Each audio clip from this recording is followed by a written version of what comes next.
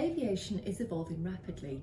You've probably seen small recreational drones remotely controlled by someone who can see the drone, or perhaps seen drones flying together in light shows. As technology progresses, drones will be able to fly with little oversight from a remote pilot, or perhaps even fully autonomously. These drones may also be able to carry passengers as well as cargo. The Law Commission was asked by the Civil Aviation Authority and the Department for Transport to review the law relating to aircraft that fly without a crew, autonomous flight. In particular, we were asked to look at whether the law needed to change to ensure that flights would continue to be as safe for aircraft without a crew as they currently are for flights with a pilot and crew on board the aircraft. We have now produced our final report, setting out which areas of the law are suited for autonomous flight and which may need to be changed.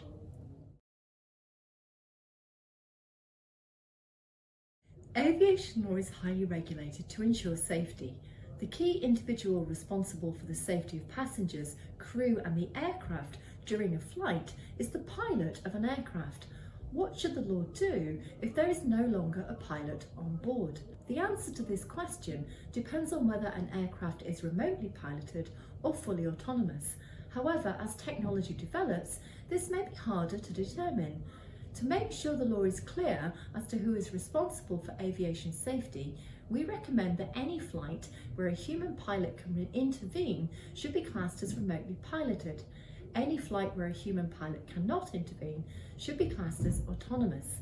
When there is a remote pilot, we recommend that the law should place the responsibilities of the pilot onto the remote pilot. When the aircraft is fully autonomous, these responsibilities should be placed on the aircraft operator. We also recommend further changes to the law for remotely piloted aircraft that carry passengers to ensure equivalent safety with crewed aircraft. Most of our recommendations look at how current obligations placed on pilots in passenger-carrying aircraft should be applied to remote pilots of passenger-carrying aircraft.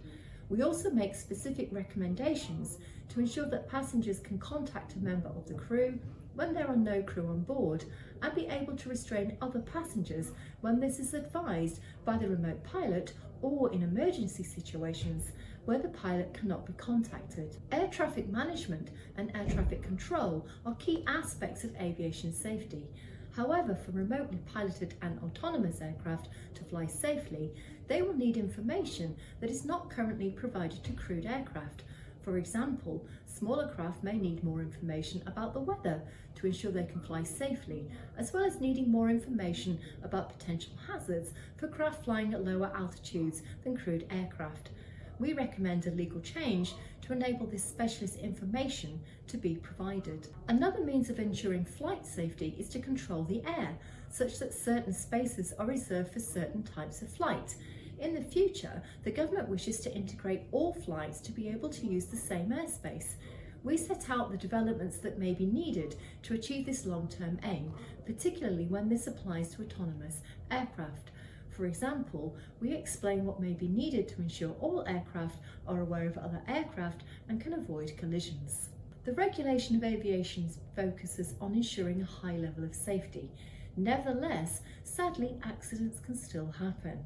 We recommend that current reporting and data recording regulations should apply to uncrewed aircraft to facilitate accident investigation and long-term safety. When accidents do happen, the current law has a strict liability system.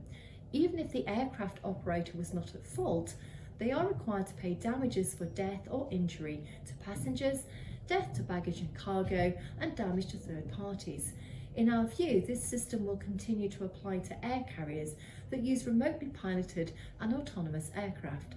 However, we recognise that more may need to be done with regard to product liability for autonomous and remotely piloted aircraft that rely on artificial intelligence. Finally, we recommend that the law relating to criminal liability be reformed to make the law clearer, less complicated and fit for the 21st century. Also, we recognise that individuals need not be on board an aircraft in order to hijack a remotely piloted or autonomous aircraft.